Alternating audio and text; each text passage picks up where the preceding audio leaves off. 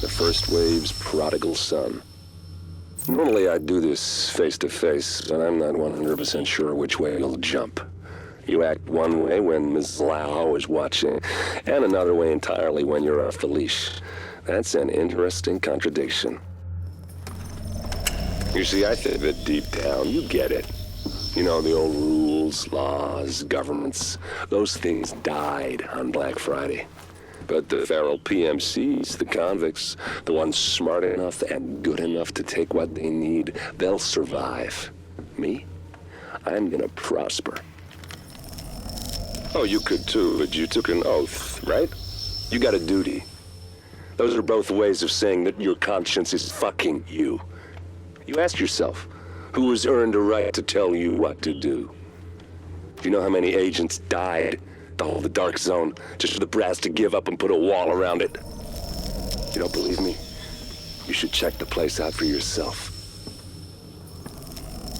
But the people you're working for, they're irrelevant now. Amherst changed how the game is played, and I have got the vision to win.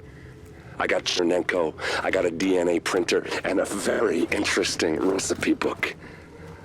I'm gonna write my own rules. You should think about getting in on this thing. I'll be seeing you.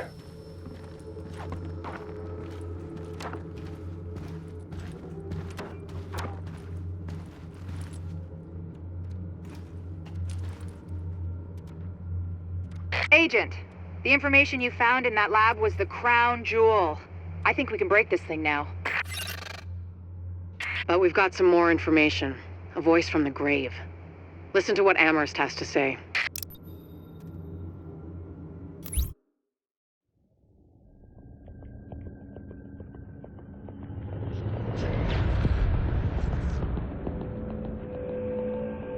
What you're looking at is the smallpox virus, one of the deadliest pathogens on the planet.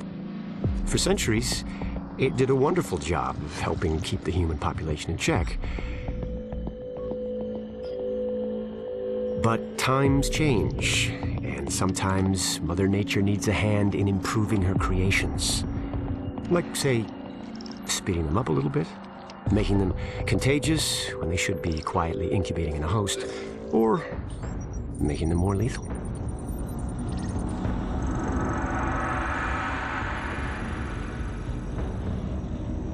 I didn't come up with the approach on my own. My friend Vitaly is one of the pioneers in the field, and the idea has been around for years. Genome as data. You see, once we digitized DNA, we made it infinitely mutable. We could do 1,000 virtual variations in the time it used to take to grow a one-lab-grade generation of pathogens. And we could pick the best, most lethal combinations and make them real. That's how you make a killer virus, you see. Mix in genetic code from other diseases, and you move the sliders all the way up on lethality and virulence. The goal was a 90% mortality rate. I'm not sure my green poison is going to quite hit that, but honestly, that's just details. As long as most of humanity goes, the Earth stands a fighting chance. Technically, technology is what's killing the planet. But that's not really the case. It's the greed that drives the technology. But a funny thing happened on the way to $100 genome maps and 3D printed plastic toys. Someone figured out those technologies could be repurposed, modified for the greater good. Me.